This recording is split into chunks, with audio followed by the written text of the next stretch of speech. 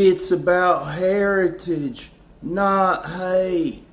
Growing up in the South, my entire life I heard this whenever you would point out that every little bumfuck town has a statue of a Confederate general or soldier. The town doesn't have a health clinic, the schools suck, the people are poor as hell, but they definitely have that statue.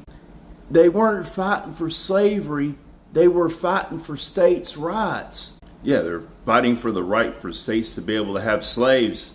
The crazy thing about that is that the actual Confederates, they weren't ashamed to admit it. They were open with it. They were like, yeah, we're fighting to preserve the institution of slavery.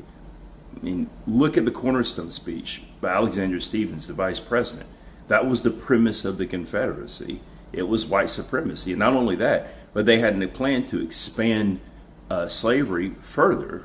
If the Confederacy had been allowed to exist, eventually they would have started moving into Mexico and the Caribbean. Well, what do you want to take down the statues of Washington and Jefferson too? Yeah, Washington and Jefferson owned slaves. And Jefferson was a rapist. But here's the thing.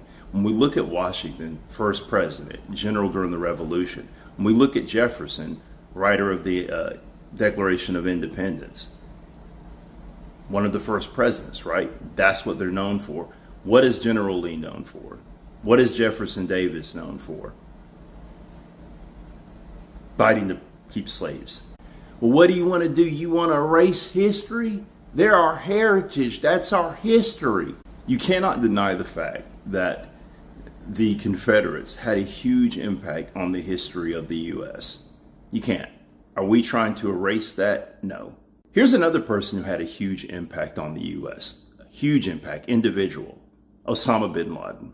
So all I'm going to ask is, where's my Osama bin Laden statue?